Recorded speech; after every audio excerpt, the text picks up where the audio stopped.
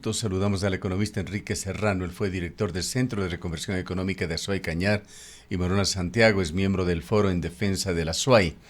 Azuay, por iniciativa propia, por iniciativa de sus hijos y sus dirigentes, realizó un gigantesco aporte al país en materia de energía. Hacia los años 70 se inauguraba el complejo Paute en el gobierno del presidente Osvaldo Hurtado, producto de larga planificación e iniciativa que ha permitido que desde aquí del austro del país se supla históricamente por más del 50% de la energía de Ecuador. Actualmente este porcentaje ha disminuido aproximadamente un tercio. El río Paute es la principal fuente hídrica que produce energía eléctrica en este complejo Paute, Mazar y Sopladora, que en su conjunto tiene una capacidad que bordea los 10.000 megavatios. Economista Serrano, por este motivo, por lo menos, Ecuador suena ahora en el discurso gubernamental, contrastando con la enorme inequidad en el desarrollo del país, la injusticia que se comete permanentemente con esta zona de Ecuador, pero allí está Azuay y el austro ecuatoriano aportando con este importantísimo elemento, la energía eléctrica para todo el Ecuador. Quisiéramos conocer un poquito de la historia, de la realidad y sobre todo del futuro de este complejo de El Paute, fundamental para el Ecuador. Bienvenido.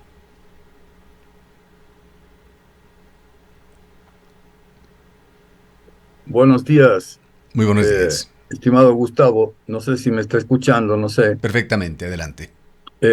Sí, agradezco la oportunidad de Antena Uno brinda para debatir, ventilar unos temas que son importantes. Empezaré diciendo lo siguiente: se acercan las fiestas de las ciudades de Cuenca y Azobes próximamente, y una serie de empresarios del turismo y del sector descentralizado ha hecho inversiones para preparar una serie de eventos turísticos y obviamente todo lo que es hotelería, restaurantes también. Entonces, Cuenca merece un trato especial. No puede haber, por motivo de las fiestas, la suspensión de la energía eléctrica, porque esto significaría gravísimas pérdidas para todos los que han hecho proyectos de emprendimientos, en fin, proyectos de carácter turístico y el propio turismo. Esto contrasta, y yo pregunto a las autoridades nacionales, con el suministro de energía eléctrica que la central o el complejo hidroeléctrico Paute hace a las compañías mineras en la provincia de Zamora Chinchipe, en el cantón El Pangui, tanto a la compañía minera Mirador Cóndor Mirador y a la compañía de Lundin Gold, que está situada ya en el cantón Yantzatza. Hacia allá van más o menos entre 60, 70, creo, megavatios de hora, que es un poco menos que lo que el Sistema Nacional Interconectado ofrece a la distribuidora Centro-Sur. Empiezo pues poniendo este enfoque, este reclamo, que debe ser realizado por las autoridades locales, no solo alcalde, prefecto, sino también por los asambleístas electos y por todos los medios de comunicación. ¿Qué va a ocurrir con los esfuerzos que han hecho todos los emprendedores? Volviendo al tema central que usted me plantea, lamentablemente, estimado Gustavo, el sector eléctrico se ha mantenido en una gran oscuridad. No solo ahora, sino desde antes, hay poquísima transparencia. Ahí la principal muestra o evidencia de lo que asevero es el tal proyecto Coca-Cola Sinclair, que es una inversión gigantesca mal hecha sin los estudios suficientes. Por ejemplo, no se estudió la condición geológica del suelo, no se estudió los efectos o estudiaron los efectos que iba a tener el suspender el tránsito del caudal de agua en las paredes laterales de los cauces, que es lo que justamente reduciendo la humedad ha originado ese continuo, esa continua erosión regresiva. Y así, por ejemplo, se planteó para un proyecto que en el plan maestro de electrificación, que venía desde antes, solo tenía potencialidad hasta para entre 700 u 800 megavatios para agrandar la vanidad de quien nos dirigía. Se le dijo que podía ser de 500 megavatios, y entonces se pusieron una serie de enormes turbinas sin que exista la cantidad de agua para mover esas turbinas. Pero no solo eso, sino que por el apremio, por el apuro, por coger el dinero de la corrupción, ni siquiera vigilaron de manera adecuada la calidad de los materiales, la calidad del acero de las turbinas, la calidad del acero de la tubería de presión. E inclusive para favorecer la corrupción hay que recordar que este gobierno, el gobierno anterior, digamos, el gobierno de la Revolución Ciudadana, autorizó la formación de una empresa aparte del esquema de la SELEC o del sector público que manejaba todo lo que es generación, transformación y distribución. Y entonces se hizo justo todas las condiciones para que haya lo que dé, que haya y dé como resultado lo que es el fiasco del Coca-Cola Sinclair, que sin embargo la burocracia central de la SELEC y del sector eléctrico anunciaba como un gran éxito, cuando era un fracaso, como ha sido el fracaso, por ejemplo, del poliducto Pascuales Cuenca. Entonces, esas son evidencias de que hay mucha oscuridad en el sector eléctrico. Y además, lamentablemente, hubo un proceso de centralización gigantesco que afectó profundamente a la SUAY. Azuay y Cuenca tenían una empresa que trabajaba en la generación, en la transmisión y en la distribución. Pero a partir del año 2000 se inició con este enfoque de dividir lo que era generación de lo que era distribución, y se estableció una empresa monopólica de transmisión. Posteriormente se estableció también este famoso Centro Nacional de Control de Energía, que es una copia de lo que se hace en México y que tampoco ha ayudado a dirigir y a orientar los esfuerzos y a orientar el pensamiento y la planificación en el sector eléctrico, de tal manera que el sector eléctrico necesita una profunda transformación. Y aún más, para el caso de la SUAY de Cuenca, nosotros pagamos una tarifa por kilovatio de energía hora a las empresas generadoras, pagamos con un porcentaje adicional mayor, pagamos una tarifa mayor que lo que pagan los usuarios y consumidores de Quito, por ejemplo, de la empresa eléctrica Quito. Nosotros pagamos una tarifa mucho mayor que lo que pagan los consumidores en la zona de la costa. Y sin embargo, no merecemos la atención que corresponda y que estimule justamente una continuidad en el desarrollo de los proyectos eléctricos. Porque claro, aquí se escindió también, se separó. Se hizo por un lado lo que es la distribución, la centro-sur, y por otro lado quedó una porción de la generación en la compañía Elegaustro, que sin embargo estuvo siendo muy bien manejada por el ingeniero Antonio Borrero Vega, que desarrolló proyectos y aún potenció y mejoró las centrales de Saimirín Saucay, y construyó Ocaña y construyó la central eólica de Huascachaca en el cantón lojano de Saraguro. Sin embargo, todos esos esfuerzos nuestros, sumados al esfuerzo del desarrollo del complejo hidroeléctrico Paute, porque ahí hay que recordar que fue una persona clave en el desarrollo de ese proyecto, el licenciado Emmanuel Martínez Palacios, administrador del CREA, y que desde el centralismo se quiso desdibujar ese aporte, atribuyendo todo el desarrollo del proyecto Paute a una sola persona, que con muchos méritos merece ser reconocido, el ingeniero Daniel Palacios. Pero el ingeniero Daniel Palacios era funcionario del CREA, y quien dirigía el CREA y quien dirigía el esfuerzo de los funcionarios era el licenciado Emmanuel Martínez Palacios y el señor Enrique Arizaga Toral. Ellos fueron, juntamente con otras personas como Severo Espinosa, Gerardo Martínez, que fueron prefectos de la SUAY, los que llamaron la atención y financiaron con los pequeñísimos recursos que tenían los estudios preliminares del complejo hidroeléctrico Paute. Entonces, esta centralización del manejo de la electricidad justamente da como resultado todo este cuarto oscuro en donde la corrupción campea y a la cual los ciudadanos no tenemos acceso. Lamentablemente, tal vez con una buena intención, todo esto se centralizó en la época del gobierno del economista Correa y del ingeniero Jorge Glass. Ellos eran, especialmente el último, el ingeniero Glass, el que recibía felicitaciones por haber modernizado el sector eléctrico. Y esto no es así, ahí estamos viendo el problema actual, mi estimado Gustavo. Bien, aquí cabe ese viejo dicho de nadie sabe para quién trabaja, economista Serrano, y recurrimos al artículo de la revista electrónica Plan B, que publicó a inicios de este mes el artículo que lo ponemos en pantalla: los millonarios subsidios en diésel y electricidad que benefician a la mina Mirador de Ecuacorriente.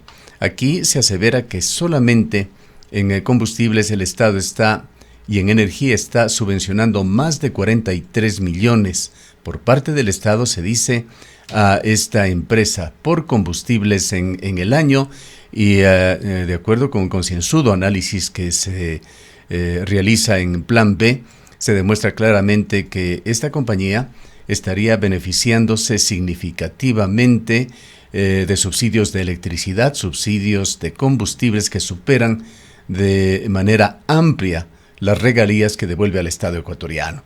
Este es un grave problema que en la actual circunstancia se vuelve aún más crítico y que debe ser analizado por el país. Así es, ingeniero Gustavo. Y fíjese, el gobierno central y lamentablemente todas las ratas que merodean cerca del gobierno central ahora se han empeñado en destruir los páramos, las fuentes en donde se acumula el agua, en donde el ciclo del agua justamente permite que haya el agua que después regresa a la cuenca amazónica con los planes de minería. Y aquí mismo, en el Azuay, el gobierno central y estos roedores que están al lado del gobierno central se empeñan, perdóname que use esa palabra, pero no encuentro otra, se empeñan, por ejemplo, en desarrollar el proyecto de Loma Larga de Quimsacocha, un proyecto absurdo que contaminaría todas las aguas del río Irquis, Tarqui y Yanuncay, porque justamente la zona en donde han encontrado el cuerpo mineralizado está a 3.800 metros, justo sobre las nacientes de las fuentes de agua que vienen hacia acá. Interesantísimo y muy claro lo que se dice en Plan B. Esta ya era una sospecha clarísima Claro, y de además que esta allí línea... cabe añadir que este mismo artículo señala un informe de Contraloría que ha determinado que Ecuacorrientes, operadora de esta gigantesca concesión minera de Mirador, ha desviado el río Tundaime, afectando la calidad del agua, afectando a toda la ecología de la zona y que además construyó una planta de explosivos sin autorización oficial. Esto es así, ingeniero. Ve usted, ese proyecto es una monstruosidad. Va a ocasionar la muerte de, de toda la vida en la cuenca amazónica, porque al igual que en el proyecto Quimsacocha, los señores de la compañía minera y del Ministerio del Ambiente dicen que se va a cuidar el agua. Claro, van a cuidar el agua mientras ellos están en la explotación, pues. No. Pero luego, cuando ellos se vayan, luego de que haya acabado la vida útil de la mina, en el caso de Quimsacocha se plantea por 12 años, ellos se van y dejan una gran cloaca, un gran barco lleno de escombros en donde hay miles de toneladas de arsénico. Y dejan diciendo ahora, cuiden ustedes que no se derrumbe el dique, cuiden ustedes que no se humedezcan mucho esos lodos, porque ya nosotros nos vamos. No dejan ninguna garantía. Y aún así dejaran garantía, esa garantía sería insuficiente. Imagínese usted en el caso del Cóndor Mirador, al cabo de los 30 años de concesión que el gobierno les ha dado, van a dejar una cloaca con aguas lodosas, con una serie de contaminantes, plomo, mercurio, arsénico, ¿no? Porque hay que decir que el arsénico se encuentra asociado con el oro en la mayoría de los yacimientos, es decir, donde se saca oro, se produce arsénico. Entonces van a dejar una cloaca del tamaño de la presa de Mazar, de alrededor de 400 millones de metros cúbicos de sustancias totalmente tóxicas, con el riesgo, como usted muy bien señala, o como se señala en el artículo del periódico, que se rompan los diques y todo ese lodo fluya hacia el río Zamora y por el río Zamora, que es afluente del río Santiago, vayan al río Santiago, que se junta con Lupano y el Paute, y toda esa agua lodosa absolutamente tóxica se vierta hacia la cuenca amazónica. Es decir, es la misma realidad con la que nos quieren envenenar nuestra agua de los páramos del Cajas, del macizo del Cajas, los entusiastas de la minería del gobierno centralista y esta compañía canadiense que no dice la verdad, que no señala los efectos tremendamente dañinos que se van a producir.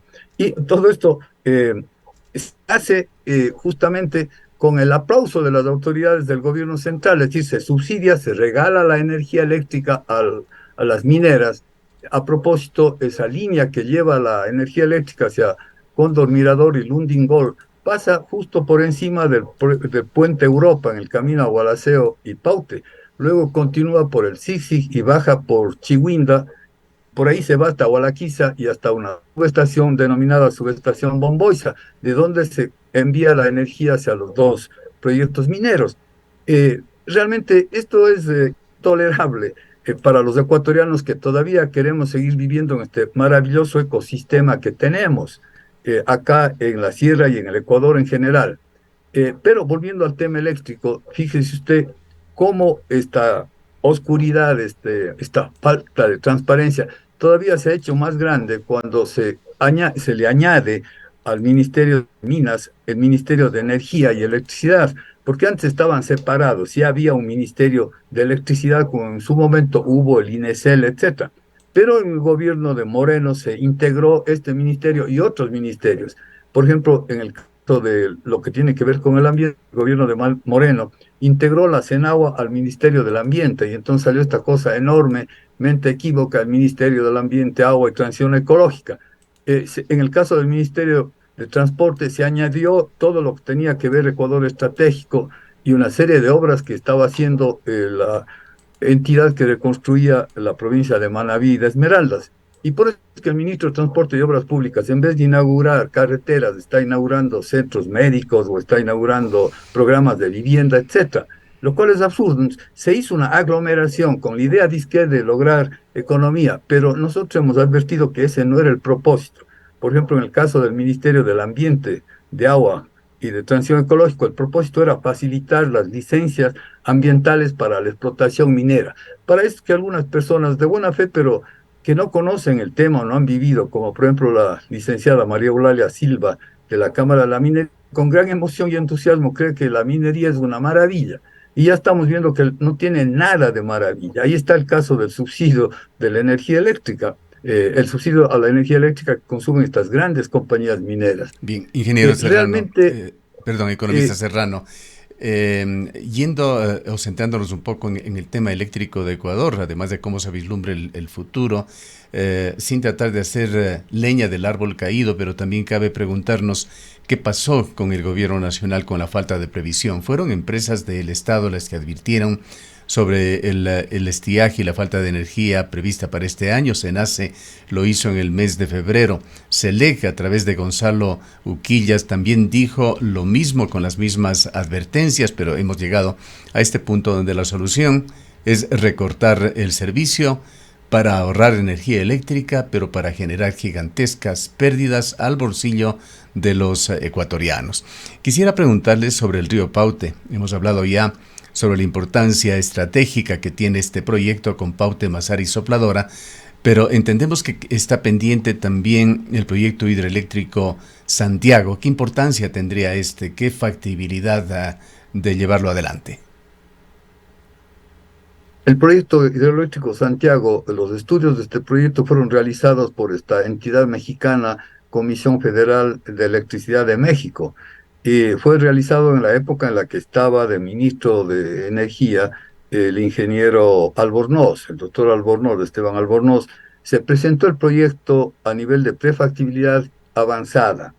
Y claro, resultaba muy interesante en cuanto a las magnitudes, pero lógicamente no había un estudio de impacto ambiental adecuado y suficiente para saber cuáles van a ser los impactos.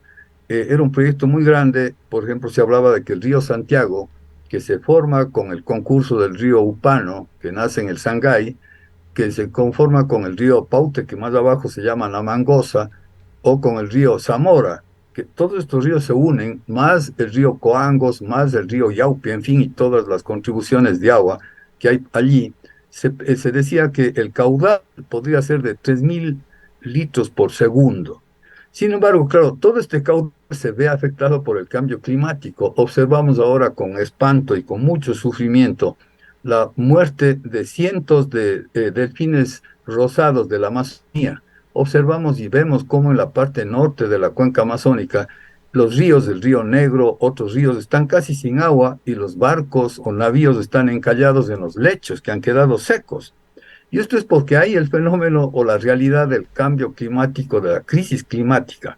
Es decir, los seres humanos, particularmente los seres humanos que viven en los países del gran consumo, han pensado que la Tierra no se va a acabar jamás, que los recursos son para el infinito, y con el tema del crecimiento económico a diestra y siniestra, no han caído en la cuenta de que se está alterando, o si ya se ha alterado de manera total los ciclos vitales de la madre tierra, de la Pachamama, Y ahí está la conclusión, porque ¿qué pasa?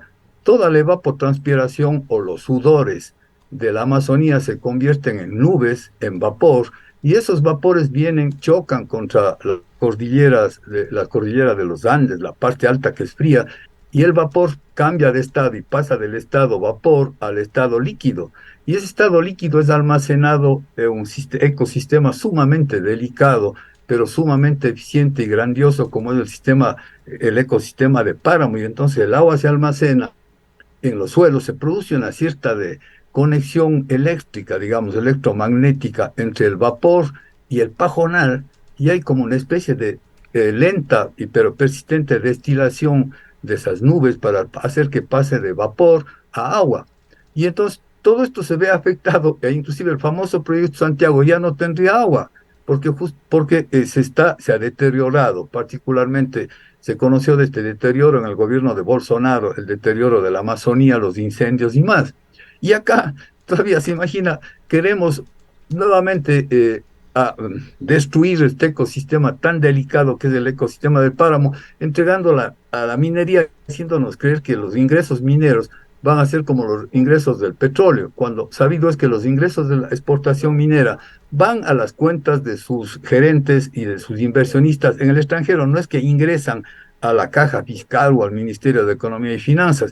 Entonces, ahí hay una gran pretensión de engaño, en donde una serie de voces hacen coro, tratando de entontecernos, de haciéndonos pensar que no va a ocurrir para nada, que la opción minera es una maravilla, y no es una maravilla. En el caso de la soya es una destrucción, en el caso del Ecuador es una destrucción total del ecosistema de páramo ingeniero. Entonces, el Bien. proyecto hidroeléctrico Santiago, muy grande, tiene que ser consultado con las comunidades que allí habitan, a ver qué, si quieren, no quieren, qué va a pasar. Tiene que haber una consulta previa, libre e informada, tiene que haber una exposición clarísima de todo, no solo a ellos, sino a a todas las comunidades asociadas o que viven en la zona de la provincia de Morona, Santiago. Y obviamente todo esto va a ser afectado de una manera tremenda por esta cloaca que el Cóndor Mirador está yendo a dejar al cabo de la vida útil de explotación minera en esa zona. Es decir, son temas muy delicados y obviamente, ¿qué es lo que va a ocurrir, no es cierto? Una vez que se produzca eso, los extractivistas, las transnacionales se irán llevando los recursos, el dinero, etcétera, y nos dirán, ustedes mismos fueron bobos, no reaccionaron, no se pusieron alerta, como ya ha ocurrido en la zona de explotación petrolera en el nororiente ecuatoriano. Ahora, y para finalizar, economista Serrano, ¿qué preocupaciones se generan con el futuro gobierno de Noboa? Todo el Ecuador aspira, espera que no falle, que por lo menos ponga en los canales, en los andariveles más adecuados al país para superar sus problemas, que él personalmente y en el marco de su gobierno va a tener muy poco tiempo para hacerlo, pero ojalá que vaya por el buen camino.